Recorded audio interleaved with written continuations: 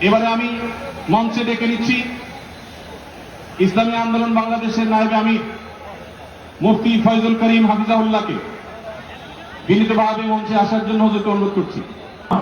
আজকের এই জনসভায় বাংলাদেশের সব ধর্মের শীর্ষ সকলে যারা এসেছেন আমাদের সকলে আজকের এই সমাবেশে